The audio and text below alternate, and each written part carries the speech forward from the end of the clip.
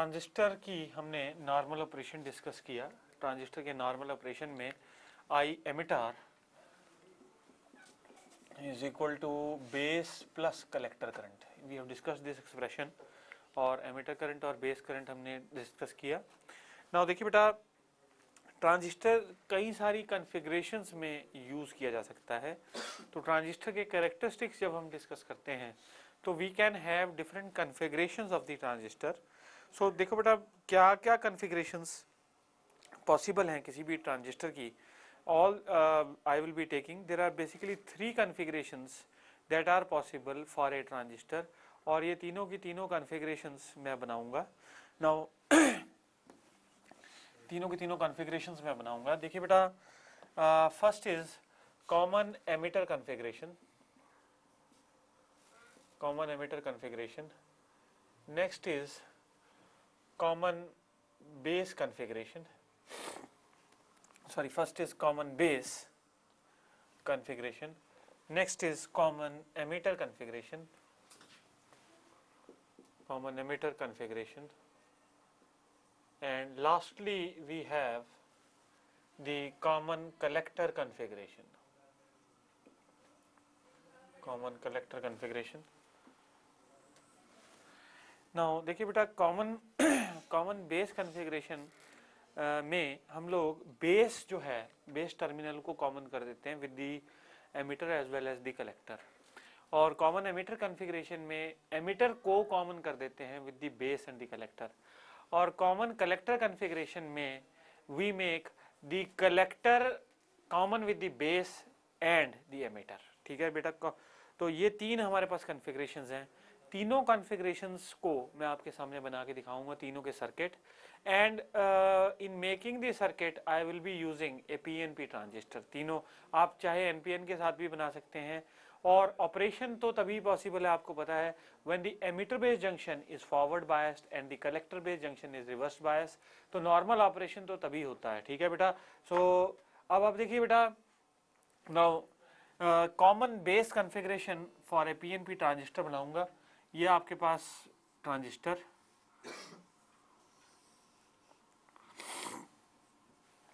PNP में the arrow is inside, और ये आपका, इसको हमने फॉरवर्ड बायस करना है तो पॉजिटिव इसके साथ जोड़ूंगा, ये बेस आ गया बेटा। Then this has to be reverse biased, तो इसका नेगेटिव टर्मिनल इसके साथ जोड़ूंगा। अब इसमें आप देखिए, ये बेस किसके साथ कॉमन है, बेस एमिटर और कलेक्टर के साथ कॉमन है। ये बन गया आपका एमिटर बेस जंक्शन, ये आपका बन गया बेटा collector base junction, this is the collector base junction. ये आपकी कॉन्फ़िगरेशन है common base configuration. The base terminal आप देखिए कॉमन है एमिटर और कलेक्टर के साथ। Now next configuration is the common emitter configuration. तो इसमें देखिए बेटा, ये आपका ट्रांजिस्टर, ये ट्रांजिस्टर का हो गया बेटा एमिटर, और ये आ गया बेटा बेस।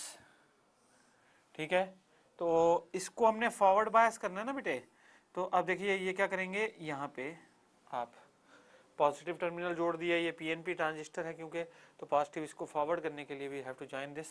और ये देखिए बेटा, ये हमारा,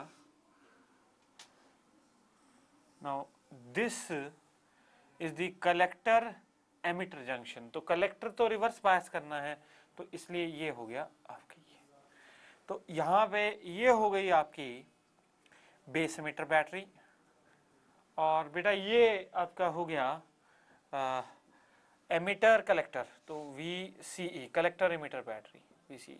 ठीक है बेटा, ये हो गया आपका सेकेंड कॉन्फ़िगरेशन, जिसमें कि हमने एमिटर कॉमन कर दिया है। इस कॉन्फ़िगरेशन में we have made the emitter as the common. Now next is the common collector configuration. So देखिए बेटा, कॉमन कलेक्टर कॉन्फ़िगरेशन में कैसा सर्किट बनेगा, कॉन्फ़िगरेशन कैसी आएगी। ये आपके पास ये आ गया transistor, now this is the transistor, और इसमें बेटा ऐसा करिए, you make the collector here, इधर कलेक्टर बना दिया। ठीक है, और ये हो गया बेस, और ये हो गया बेटा इधर आ गया एमिटर, ये एमिटर, और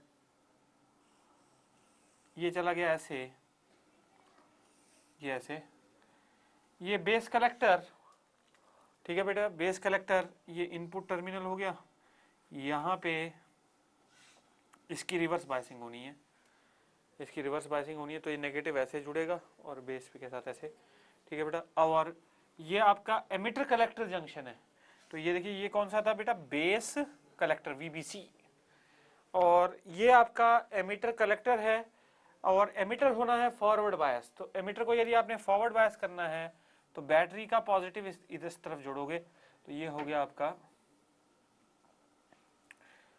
this thing, this is VEC, emitter collector junction. तो ये आपके पास तीनों कॉन्फ़िगरेशंस में आपको मैंने दिखा दिया, all the 3 configurations that are possible. ये आपकी है कॉमन बेस कॉन्फ़िगरेशन, ये है कॉमन एमिटर कॉन्फ़िगरेशन, ये है बेटा कॉमन कलेक्टर कॉन्फ़िगरेशन। ये तीनों कॉन्फ़िगरेशंस मैंने आपके सामने बना के दिखा दी, और तीनों कॉन्फ़िगरेशंस में देखिए पहली कॉन्फ़िगरेशन में base is common to both emitter and collector.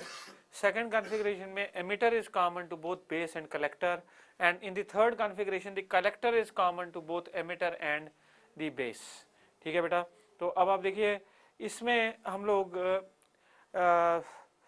ये 3 कॉन्फ़िगरेशंस हैं, तो जिसमें मैं आपके साथ अभी जो डिस्कस करूँगा, ठीक है बेटा, जो आपके साथ डिस्कशन करूँगा मेनली, तो that I will be discussing with you the characteristics of a common emitter, ठीक है बेटा। तो कॉमन एमिटर कॉन्फ़िगरेशन में आई will be discussing with you the configurations, तो कॉन्फ़िगरेशंस आपके साथ डिस्कस करूंगा। This configuration I will be discussing in detail. ये कॉन्फ़िगरेशन भी यूज कर सकते हैं, ये कॉन्फ़िगरेशन भी यूज कर सकते हैं, चाहे तो ये कॉन्फ़िगरेशन भी यूज कर सकते हैं। तो इस कॉन्फ़िगरेशन के कैरेक्टरिस्टिक्स डिस्कस करूंगा, क्योंकि कॉमनली जो कॉमन एमिटर कॉन्फ़िगरेशन है, एम्पलीफायर इसी कॉन्फ़िगरेशन में हमें सूटेबल पड़ता है, ठीक है बेटा। तो अब आपके साथ डिस्कस करूंगा पहले इसको, इसके कैरेक्टरिस्टिक्स को डिस्कस करूंगा। तो देखिए बेटा, अगर हम लोग बेस एमिटर जंक्शन के कैरेक्टरिस्टिक्स देखें, बेस एमिटर जंक्शन के कैरेक्टरिस्टिक्स देखें, तो ये जो बेस एमिटर जंक्शन है या एमिटर बेस जंक्शन है, this is forward biased in this particular situation. इसके अगर आप कैरेक्टरिस्टिक्स बनाते हैं, कैरेक्टरिस्टिक्स प्लॉट करते हैं, तो आप देखिए बेटा इनपुट करंट कौन सा है इसमें, input current is the base current, base current is the input current. So you plot a graph between the base current and the and the emitter base or the base emitter battery, ठीक है बेटा। Voltage कौन सी ले रहे हैं आप, VBE, ये input voltage है, और बेस ये जो करंट है IB, ये कौन सा करंट है, ये इनपुट करंट है। अच्छा बेटे, ऐसा है कि ग्राफ हमारे पास ऐसा आता है, ठीक है जी, जो ग्राफ है वो हमारे पास इस तरह का आ जाता है। तो देखिए IB increases rapidly with VEB indicates input resistance RI is very very small. तो इनपुट रेजिस्टेंस RI किसके बराबर है बेटा, यहाँ पे नोट करेंगे हम इसको डिटेल में।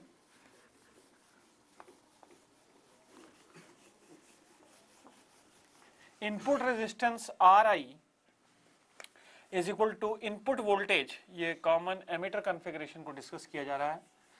सो कॉमन एमिटर कैरेक्टरिस्टिक्स बना रहा हूं मैं आपके सामने, कैरेक्टरिस्टिक्स। तो देखिए बेटा IB जो बेस करंट है, it increases very rapidly with VBE, IB increases very rapidly with VBE indicates that the input resistance is very very small. तो ये पहला point, the base current increases very rapidly with VBE because the input resistance is very small, input resistance is very small, तो देखो बेटा R I input resistance is equal to VBE by I, VBE by IB, VBE by IB। So R I जो है input resistance है, that is very very small, VBE by IB। ठीक है बेटा। Now देखिए reverse bias, as the reverse bias of the collector is increased, as the reverse bias of the conductor is increased from 0 to -4, the value of IB gets reduced, तो value of current IB gets reduced अगर हम collector emitter voltage को increase कर देते हैं। Collector emitter voltage कौन सी है? VCE, that is the collector emitter junction, क्योंकि कॉमन एमिटर कैरेक्टरिस्टिक्स है, तो कलेक्टर एमिटर यानी रिवर्स बायस की जो बैटरी है, अगर उसकी वोल्टेज को आप बढ़ाते हो तो IB gets reduced. So second is, तो आपको पता लग गया कि बहुत रैपिडली चेंज होता है IB with A change in VBE because the input resistance is very very small. ठीक है बेटा, input resistance is very very small. Now अब आप देखिए second is that if the VCE, that is the collector emitter voltage, is increased,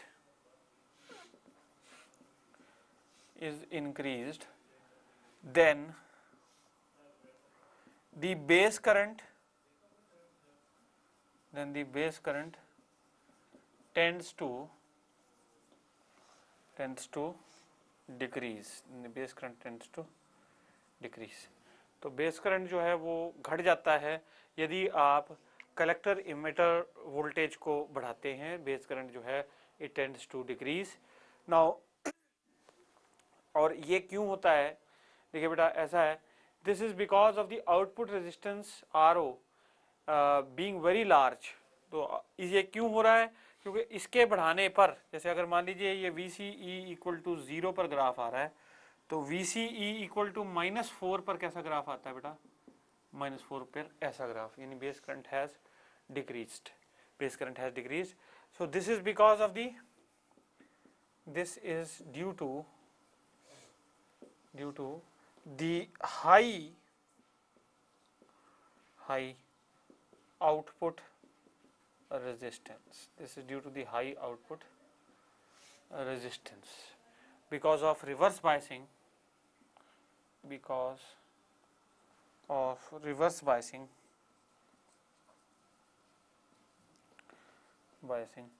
of collector emitter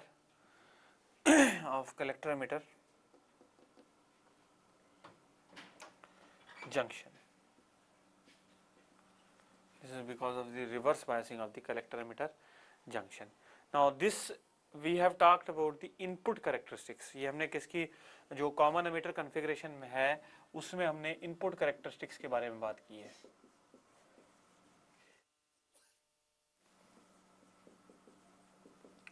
This way we have talked about the input characteristics of the collector emitter junction, तो हमने उसके बारे में बात की। Now we will talk about the output characteristics, तो अब हम output characteristics के बारे में बात करेंगे।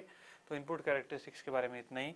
Now देखिए बेटा ये ग्राफ है, आपको पता होना चाहिए कि अगर आप reverse bias voltage बढ़ाते हो तो what happens, the base current it tends to decrease because this owes to the more output resistance. This is because of the greater output resistance of the collector emitter junction which is in reverse biasing। ठीक है बेटा, so ये हो गया आपका input characteristics। Now we will talk about the output characteristics।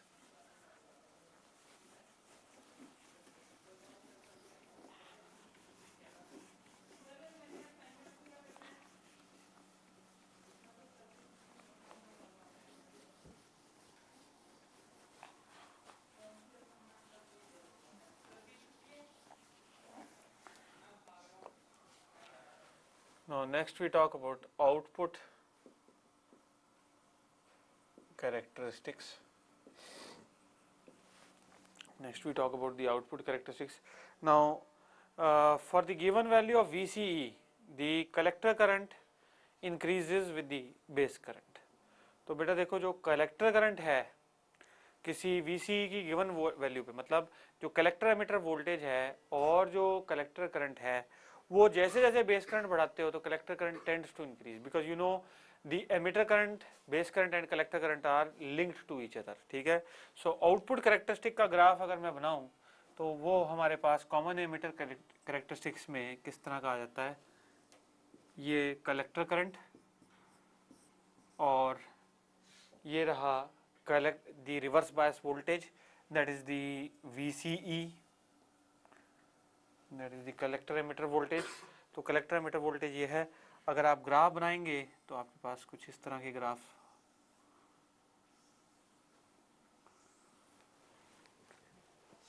कुछ इस तरह का ग्राफ आपके पास आएगा। ये है IB equal to 0 micron ampere, ये है IB इक्वल टू, ये है IB equal to 20 micron ampere,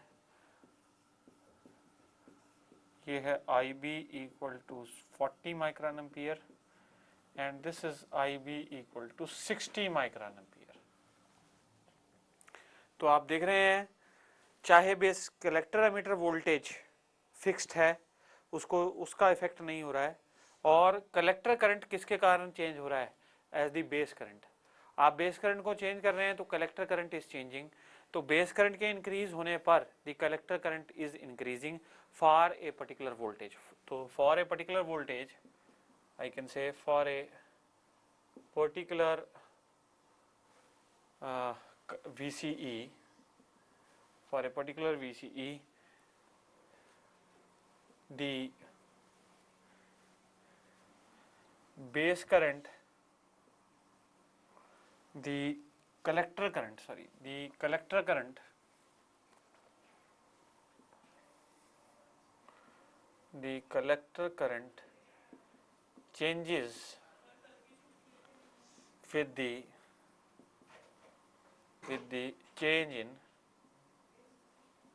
base current. Now from the output characteristics,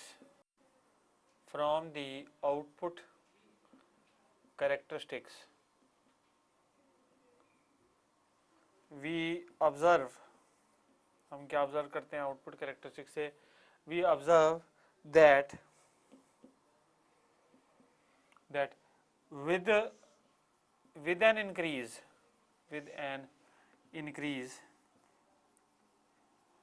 in the base current, the collector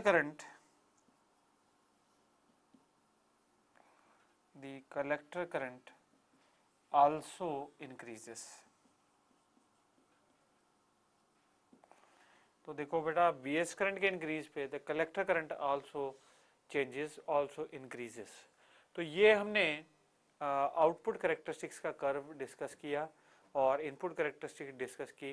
output characteristic में बड़ी एक इम्पॉर्टेंट रिजल्ट हमने जो देखा कि भाई जो कलेक्टर करंट है उसमें जो चेंज होता है that is because of the change in the base current. तो अगर बेस करंट आप चेंज करोगे so we observe a change in the collector current that we have observed very neatly from this particular output characteristics. Now we can use the transistor as an amplifier। तो transistor को हम लोग amplifier की तरह इस्तेमाल कर सकते हैं, ठीक है बेटा। तो ट्रांजिस्टर का use as an amplifier I am going to discuss in detail now with you. तो अब आप देखिए बेटा,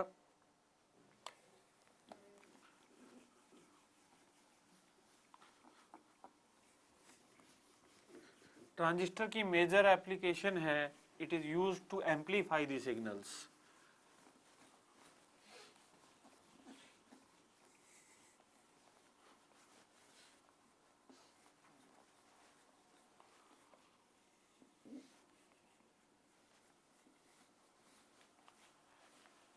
Now beta, transistor has a major application, that is it is used to amplify the signals। तो transistor का जो major usages है to be used as a amplifier.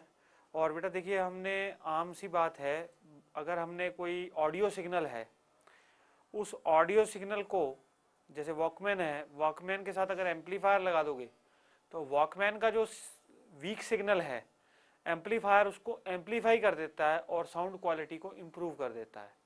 तो बेसिकली जो जो इलेक्ट्रॉनिक कंपोनेंट एम्पलीफिकेशन के लिए इस्तेमाल होता है, that is A amplifier.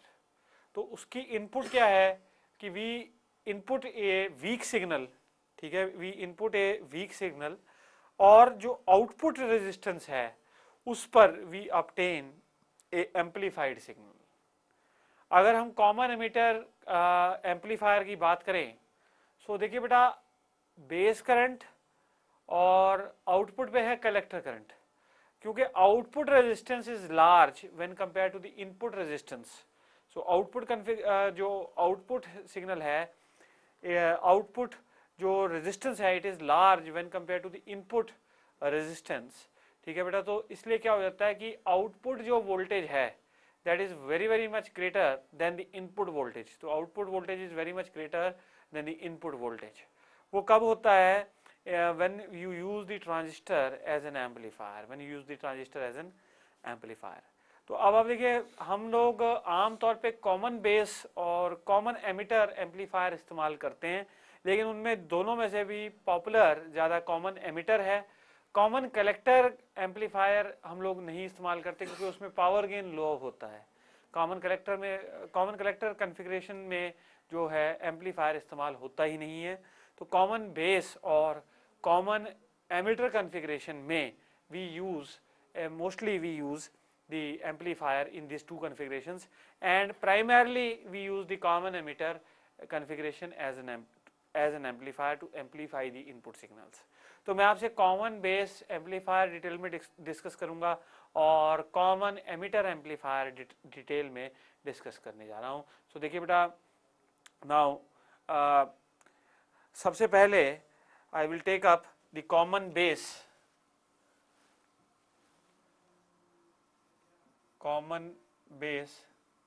as an amplifier। Common base as an amplifier, तो कॉमन बेस को डिस्कस करूंगा एज एन एम्पलीफायर फर्स्ट। तो आप देखिएगा बेटा, हमारे पास ये ट्रांजिस्टर और इसमें ये बेस और ये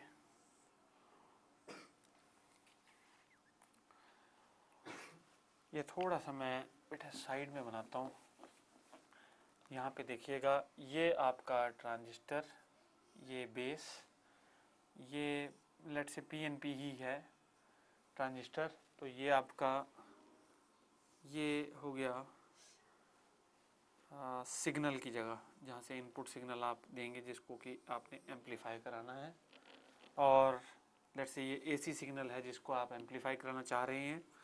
और बेटा ये आपका emitter base junction should be forward bias, this is emitter base. ठीक है बेटा, this is emitter base junction that is forward biased. और now this output, this is the collector. So ये आ गया आपका पॉजिटिव टर्मिनल, ये नेगेटिव टर्मिनल, ये आ गया बेटा the collector base battery VCB। तो अब इसमें हमारे पास यहाँ पे let's say we are taking the output signal, ये आउटपुट सिग्नल आप यहाँ पे ले रहे हैं। आउटपुट सिग्नल ऐसा एम्पलीफाइड सिग्नल आ रहा है। ये इनपुट सिग्नल जो आपने दिया था वीक सिग्नल था, आउटपुट पर आपके पास एम्पलीफाइड सिग्नल आ रहा है और वो इस तरह का आ रहा है। अब देखिए बेटा, now there is one is DC gain and another is AC gain. तो दो तरह के गेन्स होते हैं, one is the DC gain and another is a AC gain. So अगर हम अल्फा DC की बात करें, अल्फा DC यानी कि DC गेन की अगर आप बात कर रहे हैं, so DC gain is equal to IC by IE, that is collector current by emitter current। So DC collector by DC emitter, oh, this is alpha current gain in DC। Now alpha in AC, alpha AC में कितना हो जाएगा बेटा, delta IC by delta IE, delta IC by delta IE, that is the alpha, that is the current gain for a common configuration, for a common base configuration, this is the current gain। ठीक है जी, for AC, तो current gain for AC is alpha AC is equal to delta IC by delta IE। Now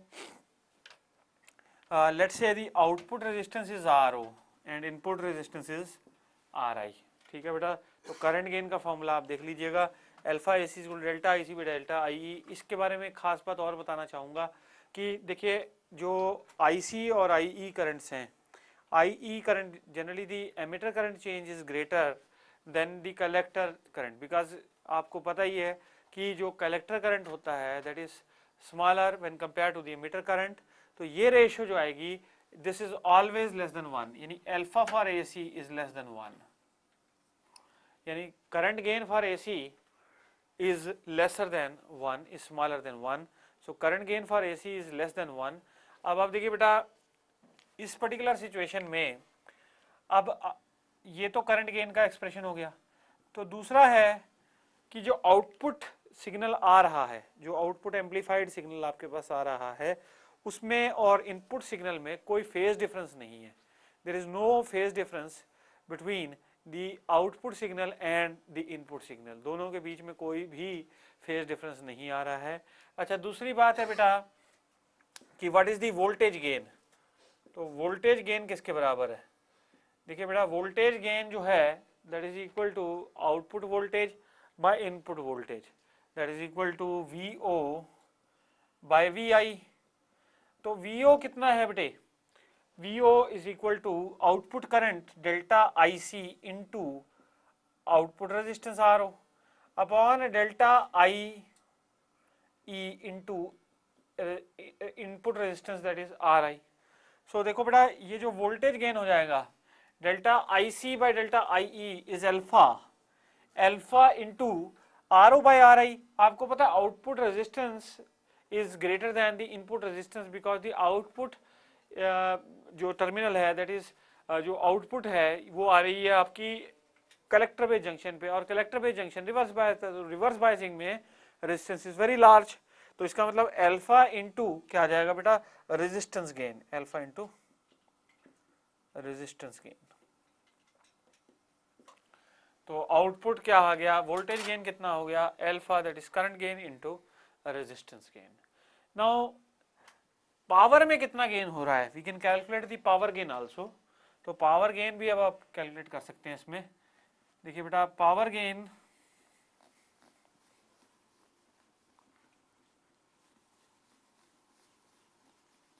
now power gain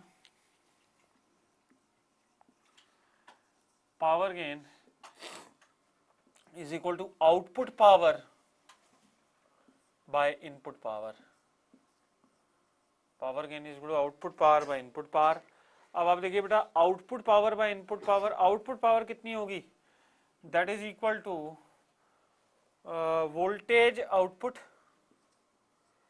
ठीक है बेटा, into current output that is delta IC by voltage input into क्या चीज बेटे? Into current input. Input current कितना बेटे? आई delta I. अच्छा देखिए अब आप यहां ध्यान से देखिए बेटा V O by V I is alpha into resistance gain, alpha into resistance gain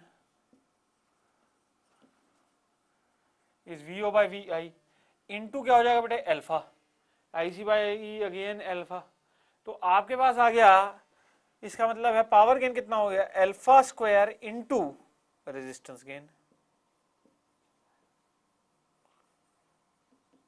power gain is equal to alpha square into resistance gain.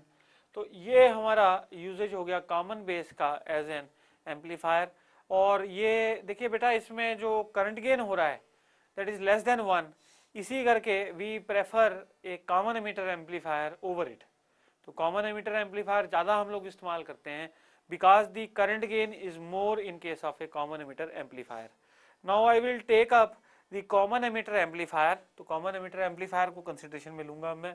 अब आप देखिए बेटा कॉमन एमिटर एम्पलीफायर, देखिए बेटा इसमें जो ट्रांजिस्टर है वो कॉमन एमिटर कॉन्फ़िगरेशन में है। ये एमिटर, ये आपका कलेक्टर, और ये हो गई आपकी रिवर्स बायसिंग इसकी, ये होगी बेटा VCE that is collector emitter battery, और ये आ गया बेस, और ये बेटा इसकी बैटरी ऐसे लग जाएगी, बिकॉज इसको करना है फॉरवर्ड बायस। तो ये होगी बेस एमिटर बैटरी, ठीक है बेटा, और बेस करंट और एमिटर करंट और कलेक्टर करंट। नाउ ये बेस करंट ऐसे आ जाएगा बेटा। और अब देखिए, अब जो हमने यहाँ पे इनपुट रेजिस्टेंस रख देंगे, ठीक है बेटा, जिसके अक्रॉस हम लोग क्या दे देंगे, इनपुट सिग्नल दे देंगे। तो इनपुट सिग्नल कुछ ऐसा है। अच्छा बेटा, ये आउटपुट यहाँ पे ले लेंगे इस सिग्नल की, एम्पलीफाइड आउटपुट। तो ये हमारा RO हो गया, यानी कि जिस रेजिस्टेंस पे आप आउटपुट ले रहे हैं, और आउटपुट इसमें फेज इन्वर्ट होके आती है, यानी कि 180 फेज इन्वर्ट होके आती है, एम्पलीफाई हो जाता है। ये इनपुट सिग्नल था, ये आउटपुट सिग्नल हुआ, एम्पलीफाई होके आ रहा है, but at the same time it is having, the output is having A phase difference of 180 degree with the input signal, ठीक है बेटे। So output signal gets amplified, output signal gets amplified, but it has a phase difference, it has a phase difference of 180 degree with the input signal। तो input signal के साथ उसका 180 degree का phase difference आता है, जो output signal है। अब देखिए बेटा, करंट गेन इन AC यानी बीटा AC किसके बराबर है बेटे, that is equal to delta IC by delta IB। क्योंकि इसमें क्या है, आपने एमीटर को तो अर्थ कर रखा है, तो आपके पास जो कलेक्टर आउटपुट आ रहा है करंट, और जो बेस है वो इनपुट करंट है, तो आउटपुट करंट क्या होगा, delta IC by delta IB। क्योंकि डेल्टा IB बहुत स्मॉल है in comparison to delta IC, तो इसका करंट गेन हमेशा ग्रेटर देन 1 आता है। The current gain for this common emitter amplifier is always greater than 1, ठीक है बेटा, it is always greater than 1। Now देखिए बेटा, second is there is what about the voltage gain, ठीक है बेटा, वोल्टेज गेन के बारे में बात करेंगे। Voltage gain is equal to V output by V input, that is VO by VI, that is equal to delta IC into RO by delta IB into RI। So this is equal to beta, beta क्या है, current gain, ठीक है बेटा, beta into resistance gain, that is equal to beta into resistance gain. अच्छा बेटा, तीसरी बात है that we talk about is the power gain, ठीक है बेटा, पावर गेन कितना होता है। तो अब आप देखिए बेटा, power gain will be equal to V output into delta IC बेटे into current output, that is equal to V input into delta into the current input, that is delta IB. So that will be equal to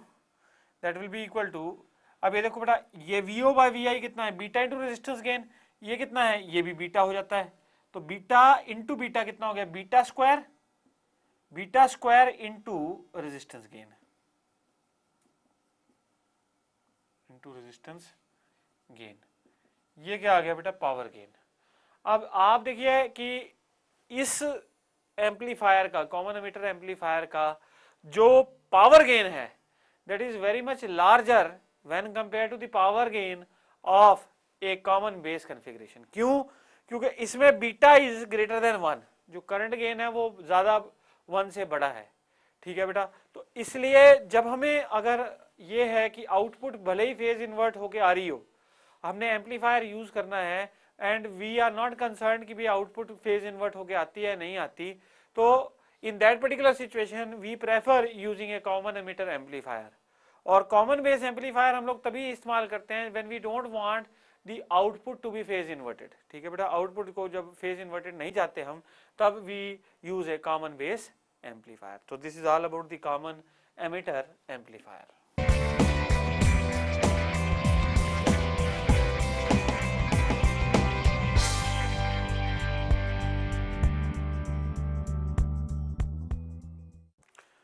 no बेटा, जो common emitter amplifier है इसमें हम एक और factor calculate करते हैं, that is called transconductance. इसको हम लोग कहते हैं trans conductance.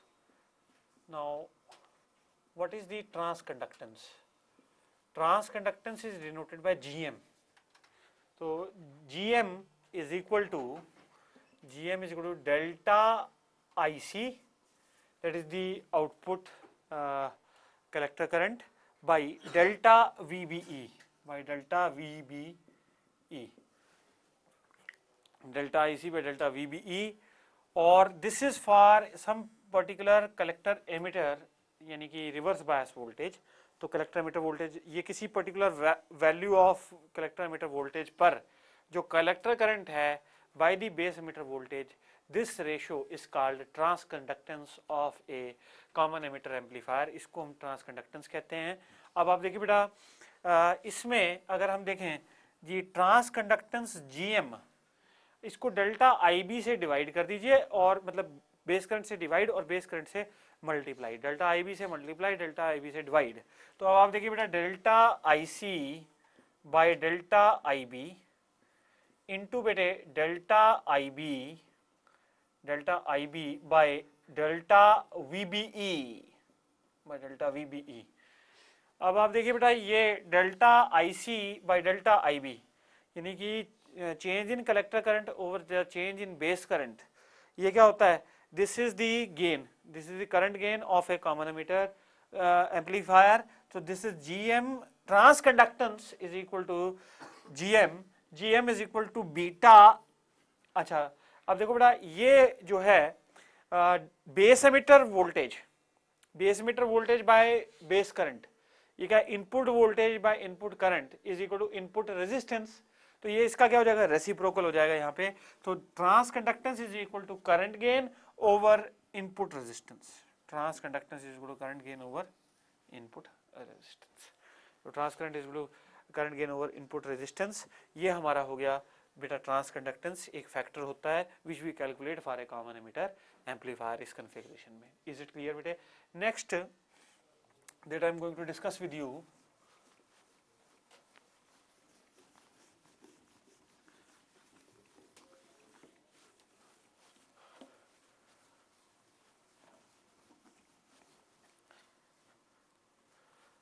now next is there any relationship, क्या कोई relationship exist करती है between alpha and beta, that is the current gain of a common base configuration और current gain of a common emitter configuration, क्या इनके बीच में is there any relationship? So we will find out a relationship, we will discuss about the relationship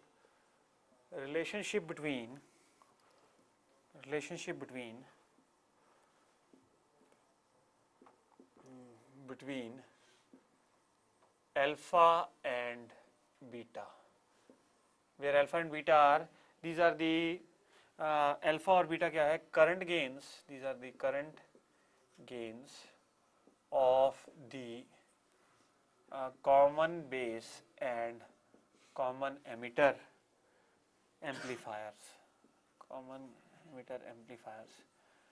अच्छा जी।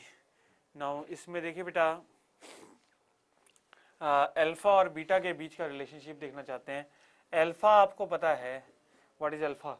Alpha is equal to delta IC, base तो कॉमन हो गया ना इसमें, so delta IC by delta IE, यही होता है बेटा अल्फा।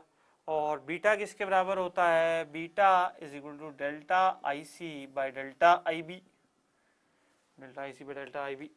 अच्छा, आपको एक चीज पता है बेटा, delta IE is equal to delta IC plus delta IB।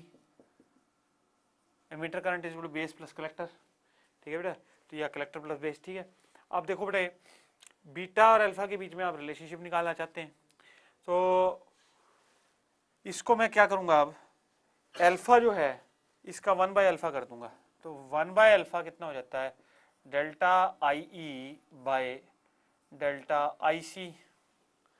तो this implies that 1 by alpha is equal to delta I किसके बराबर है बेटा? Delta IC plus delta IB by क्या चीज? Delta IC। 1 by alpha is equal to 1 plus delta IB by delta IC। तो 1 by alpha is equal to 1 plus बेटे 1 by beta plus 1 by beta. अब यहाँ से ये आपके पास रिलेशनशिप आ गया बिटवीन अल्फा और बीटा। तो अगर आप इसको देख लो बेटा लिखना चाहो तो कैसे लिखा सकते हो। देखो बेटा 1 by अल्फा बीटा और अल्फा, तो 1 by alpha minus 1 is equal to 1 by beta.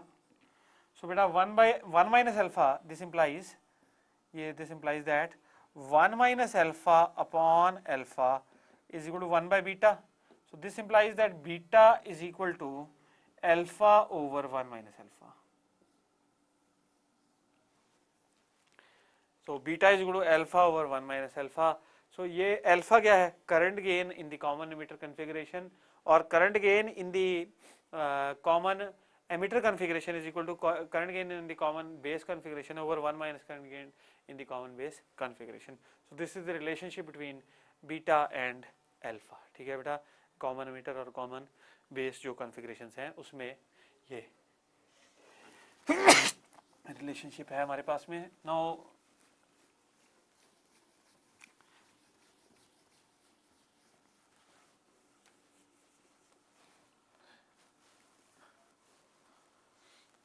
बेटा हमने डिस्कस कर लिया ट्रांजिस्टर इन डिटेल, ट्रांजिस्टर की इनपुट आउटपुट कैरेक्टरिस्टिक्स, ट्रांजिस्टर का यूजेज एज एन एम्पलीफायर। अब मैं आपके साथ कुछ सिलेक्टेड क्वेश्चंस करूंगा। ठीक है बेटा, so we will be doing some questions now. तो लिखिए a few selected questions, a few selected questions।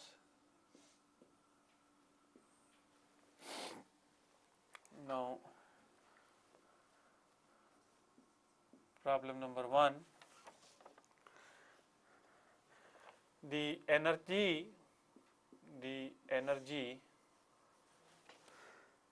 of a photon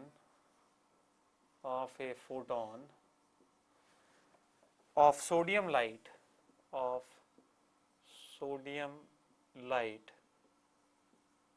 the energy of a photon of sodium light, wavelength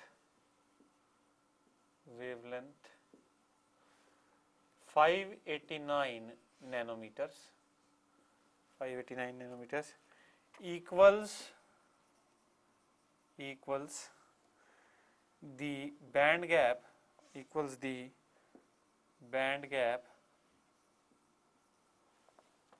of a semiconductor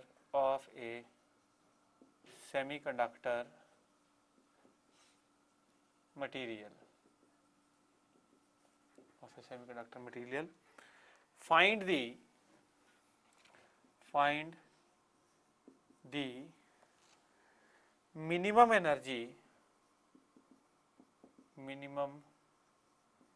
energy required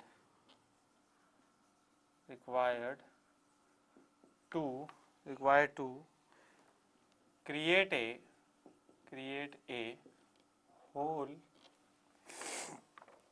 electron pair given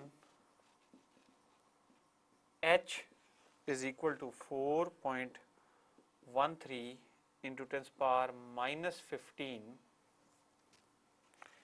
electron volt seconds, और जो speed of light है that is 3 into 10 power 8 meter per second.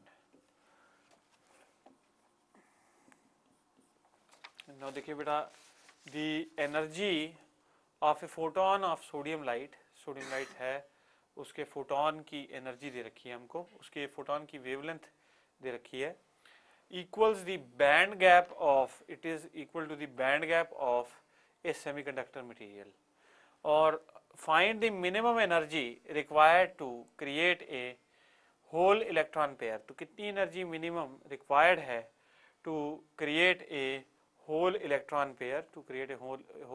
pair, और given H is equal to this thing and C is equal to this thing। तो देखो बेटा, photon के पास जो energy है वो बैंड गैप के इक्विवेलेंट है, तो फोटोन के पास एनर्जी कितनी हो जाएगी, hc by lambda, E is equal to hc by lambda, This is the, according to Max Planck hypothesis, the energy carried by a photon is equal to hc by lambda. So this is equal to h कितना बेटे 4.13 into 10 power minus 15 into 3 into 10 power 8 hc by wavelength. wavelength कितनी होगी बेटा 589 into 10 power minus 9, क्योंकि nanometres है, nanometre 10 पर minus 9. सो ये अगर आप सॉल्व करेंगे इसको तो you will get this as 2.1 electron volt. इसका मतलब क्या है कि जो बैंड गैप है सेमीकंडक्टर मटेरियल में वो 2.1 इलेक्ट्रॉन वोल्ट का है. तो अगर आपने एक इलेक्ट्रॉन जो है energy required to create a hole, तो मतलब होल अगर आपने क्रिएट करना है यानी इलेक्ट्रॉन कंडक्शन बैंड में जंप कर जाए, हायर लेवल पे जंप कर जाए, तो you need this much of energy. इतनी एनर्जी जो है वो रिक्वायर्ड है. नेक्स्ट बेटे problem 2.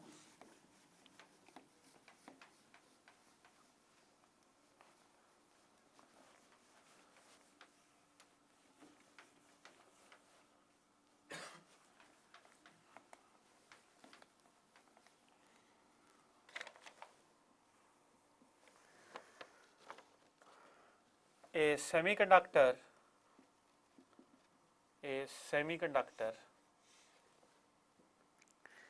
has electron concentration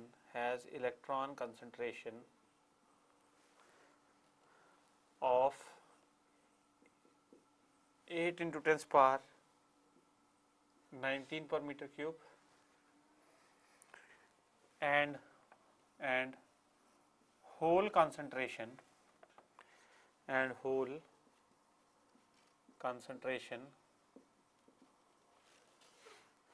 of 5 into 10 की power 18 per meter cube.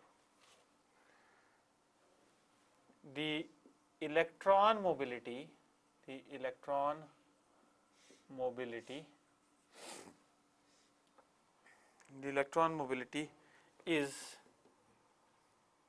is 2.5 meter square per volt second, and hole mobility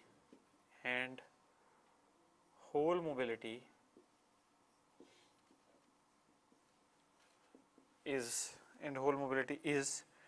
10 to the power minus 2 meter square per volt second. Find the conductivity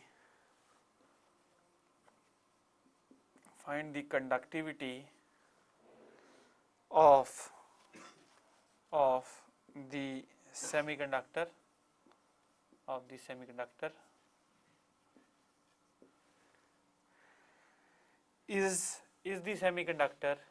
is the semiconductor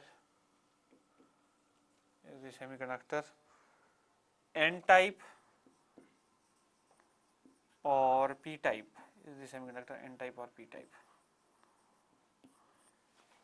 Now देखिए बेटा हमारे पास whole density, electron density दे रखी है, mobility दे रखी है.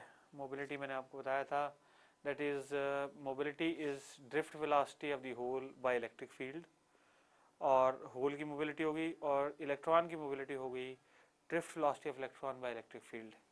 तो ये आपको दे रखी हैं. आपने निकालनी कंडक्टिविटी और ये बताना है कि जो सेमीकंडक्टर है वो एन टाइप है या पी टाइप है. तो ये हमने डिस्कस करना है. देखो बेटा conductivity is equal two electron density into charge on electron into mobility of electron plus hole density into charge on electron into hole mobility. So this is equal to number of electron concentration 8 into 10 power 19 into 1.6 into 10 power minus 19 into mobility. Mobility कितनी होगी बेटा 2.5 into mobility 2.5 plus बेटे whole density. अब whole की concentration कितनी है 5 into 10 की power 18 into charge on one electron, that is 1.6 into 10 power minus 19 into mobility of the whole, whole is 10 power minus 2. ठीक है बेटा, ये मैंने वैल्यू सब्सटीट्यूट किए हैं कंडक्टिविटी के एक्सप्रेशन में. So this is equal to how much, 32 point, अगर इसको सॉल्व करेंगे तो 32.008 this many, these many mho metre inverse, these many mho metre inverse.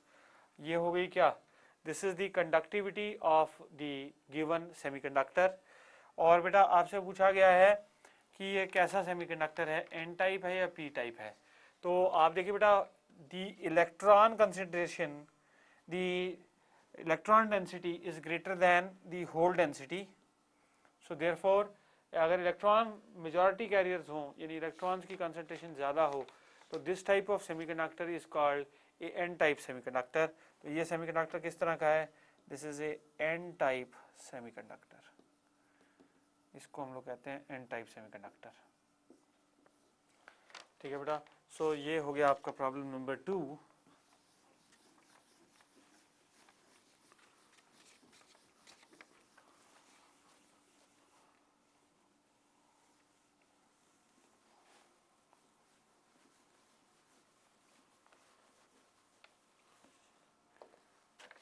Problem number 3.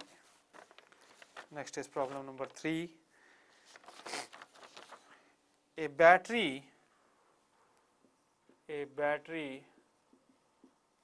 of 2 volt is connected across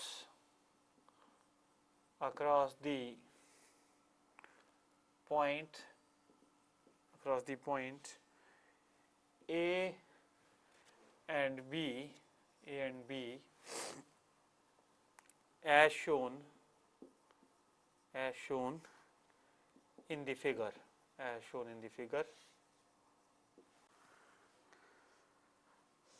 Find the current drawn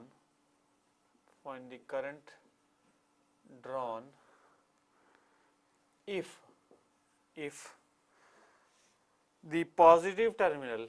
the positive terminal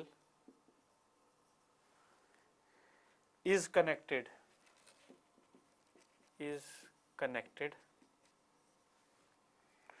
to first part the point A, second part the point B,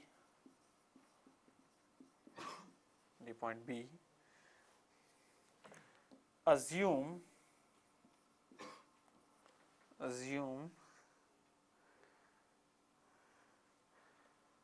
diode resistance is 0 if forward biased,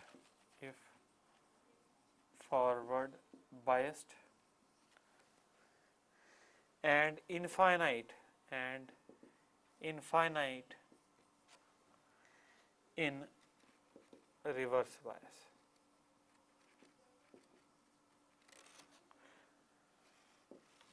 ये circuit है हमारे पास में जो दे रखा है बेटे.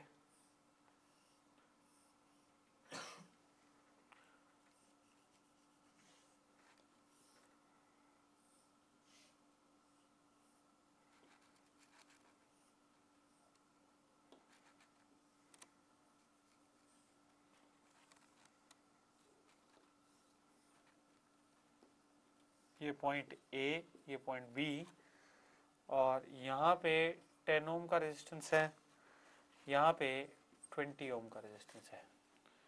तो आपके पास देखिए बेटा, यहाँ पे एक बैटरी है 2 वोल्ट्स की और it is connected as shown in the figure. Find the current drawn if the positive terminal is connected to the point A. Positive terminal ए पे लग जाए और दूसरी सिचुएशन है कि पॉजिटिव टर्मिनल बी पे आ जाए, तो तो करंट ड्रॉ निकालना है। तो पहले मैं सिचुएशन लेता हूँ, when the positive terminal is at the point A। अगर पॉजिटिव टर्मिनल 2 वोल्ट की बैटरी का यहाँ पे आ गया तो बेटा ये तो रिवर्स बायस हो गया, यानी इस ब्रांच में इनफाइनाइट रेजिस्टेंस हो गया, तो इस ब्रांच में कोई करंट नहीं जाएगा। तो सारा करंट किधर जाएगा बेटे, the hole of the current will go through this, because this will get forward biased. अगर पॉजिटिव टर्मिनल यहाँ पे है, ये पी के साथ जुड़ गया तो this will get forward biased. अब अगर इसकी फॉरवर्ड बायसिंग हो गई तो इसका तो रेजिस्टेंस 0 हो गया, तो 10 ओम का रेजिस्टेंस हो गया ना जिसके अक्रॉस करंट जा रहा है। तो देखो बेटा आई जो है, I in this particular situation is equal to V by are.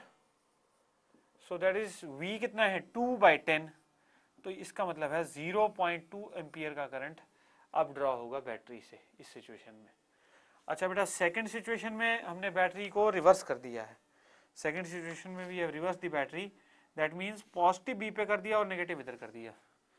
अब अगर आपने पॉजिटिव इधर कर दिया, पॉजिटिव बी पे कर दिया और नेगेटिव ए पे कर दिया, तो पॉजिटिव टर्मिनल जुड़ गया पी के साथ, यानी ये वाला हो गया फॉरवर्ड बायस और ये हो गया रिवर्स बायस। तो इससे कोई करंट नहीं बहेगा क्योंकि इनफाइनाइट रेजिस्टेंस है, क्वेश्चन में बता रखा है इन that particular situation the resistance becomes infinite. तो इसका मतलब क्या हुआ बेटा, अब सारा करंट इससे बहेगा, नीचे वाले से बहेगा। तो इस केस में जो करंट होगा I will be equal to 2/20, so that is equal to 0.1 ampere। so इस केस में जो करंट होगा that will be 0.1 ampere। so आपने देख लिया बेटा, ये नेक्स्ट सिचुएशन थी question.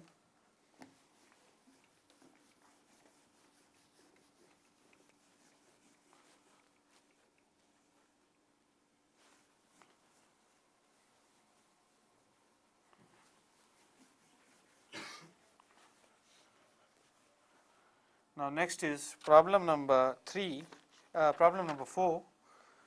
Problem number 4. In a common base configuration,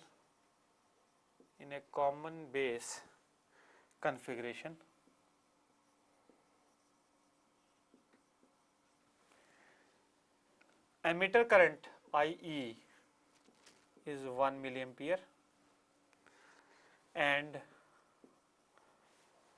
IC is equal to 0.95 milliampere. Calculate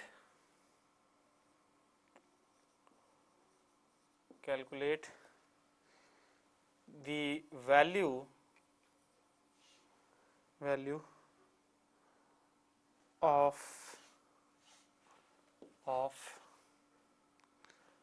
base current. Calculate the value of base current. now देखिए बेटा, आपको इस कॉमन बेस कॉन्फ़िगरेशन में है और आपको इमिटर करंट बता रखा है और कलेक्टर करंट बता रखा है और आपको निकालना है बेस करंट निकालना है। तो देखो बेटा, आपको ये पता है emitter current is equal to base plus collector, IE is equal to IB plus IC। so now IE is 1 milliampere, so 1 is equal to base plus बेटे कलेक्टर 0.95। so ये कितना हो गया, IB is equal to 1 minus 0.95 milliampere, ये हो गया 0.05 milliampere, 0.05 milliampere, या this can be written as 50 micron ampere. इसको हम लोग 50 माइक्रोन एम्पियर भी लिख सकते हैं, simple numerical on the concept of transistor. ठीक है बेटा,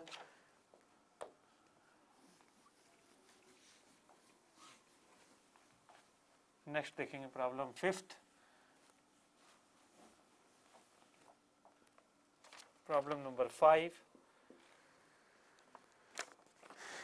in a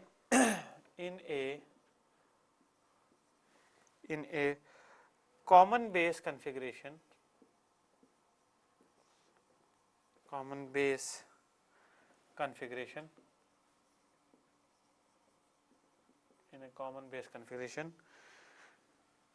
collector current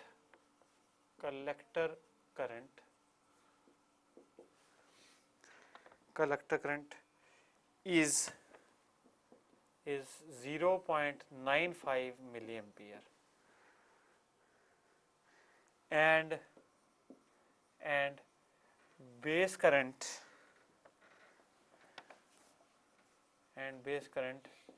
is 0.05 milliampere, is 0.05 milliampere. Find the current gain. Find the current gain. So देखो बेटा, कॉमन बेस कन्फिग्रेशन दे रखी है. In common base configuration collector current दे रखा है और बेस करंट दे रखा है और हमने करंट गेन निकालना है. सो कॉमन बेस करंट में करंट गेन होता है alpha. So alpha is equal to delta I C by delta I E, ये होता है करंट गेन. ठीक है बेटा. तो current gain is equal to delta I C by delta I E common base configuration में. अच्छा, आपको उसने कलेक्टर करंट बता रखा है और बेस करंट बता रखा है. So I emitter is equal to base plus collector. तो एमिटर करंट यहां से निकाल लोगे आप. बेस कितना है, बेस है 0.05 प्लस कलेक्टर कितना है 0.95. तो ये कितना आ जाएगा बेटे, दिस विल बी 1. ठीक है, 1 मिली एम्पियर आ गया बेटे. तो अल्फा हो जाएगा बेटे 0.95 over 1, that is equal to 0.95. So this is the current gain of the common base configuration. ये हो गया current gain of the common base configuration, that is 0.95. Next बेटे प्रॉब्लम नंबर 6 देखेंगे. Problem number 6.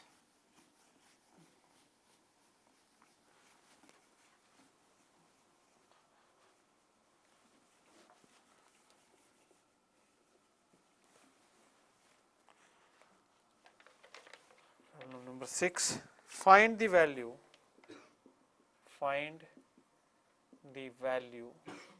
of beta if alpha is equal to 0.9. तो हमने क्या निकालना है बेटा, बीटा की वैल्यू निकालनी है. अगर आपको अल्फा दे रखा है 0.9 के बराबर, तो देखो बीटा और अल्फा के बीच में हमने रिलेशनशिप निकाला था बेटे, वही यूज करना है. Beta is equal to alpha over 1 minus alpha. Beta is equal to alpha over 1 minus alpha.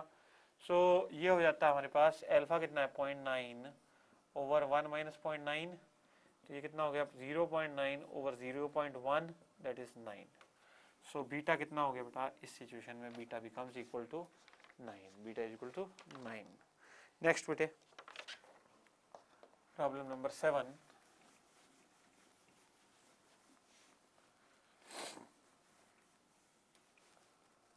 Problem number 7, find the alpha rating of the transistor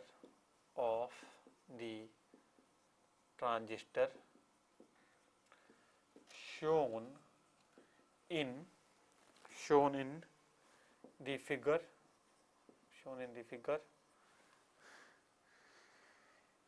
Hence find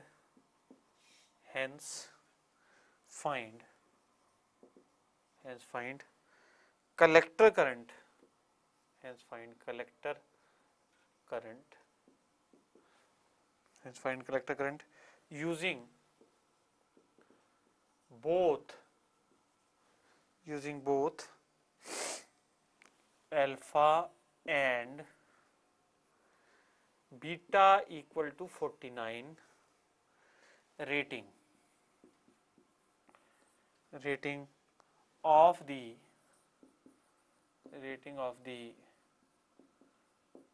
transistor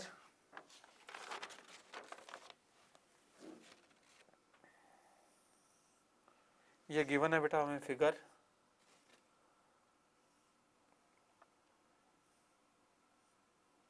ये कौन सा ट्रांजिस्टर हुआ, NPN, because the arrow is outside, और इस पे current हमारे को दिखा रखा है 12 मिली एम्पियर, और बेटा ये आपको दिखा रखा है 240 micron ampere.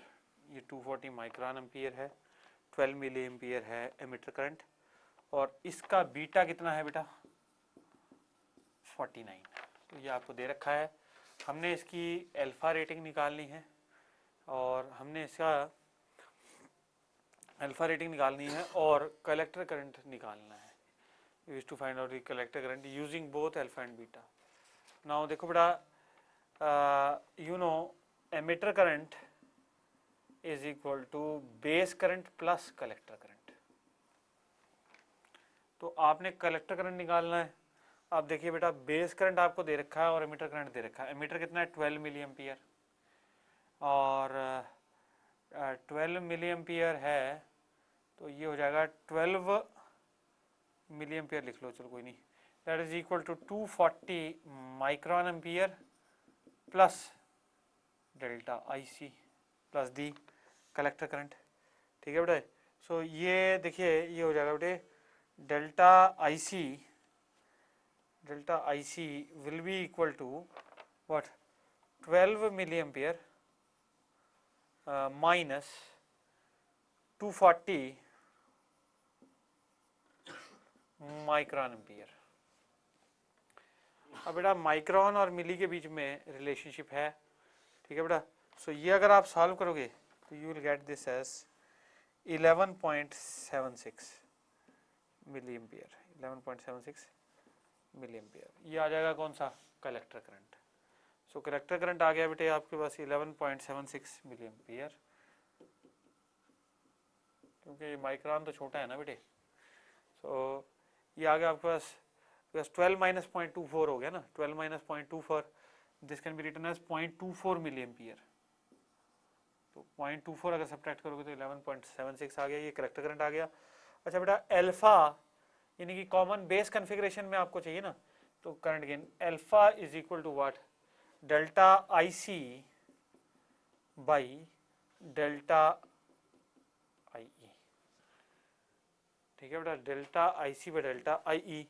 So alpha is equal to delta IC कितना निकाला बेटा आपने 11.76 over delta IE। Delta IE कितना है आपके पास, एमिटर करंट कितना है बेटे, emitter current is 12।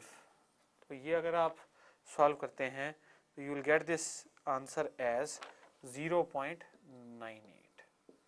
Answer will be 0.98। काफ़ी अच्छा क्वेश्चन, ठीक है बेटा, आंसर इज 0.98। नाउ देखिए बेटा, ये हमने डिस्कस किया about the, we have taken some selected questions on the concepts.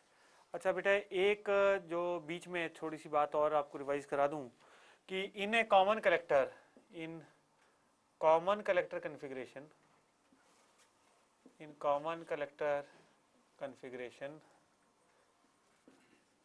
the power gain is very low because बेटा इसका क्या रीजन है, because the output resistance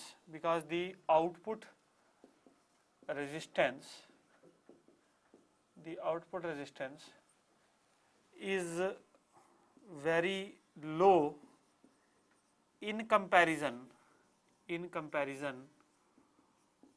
to the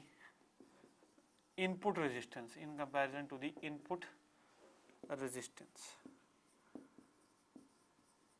It is for this reason that we do not use this configuration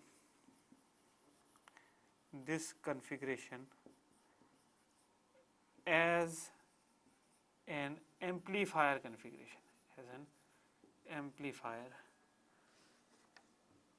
configuration,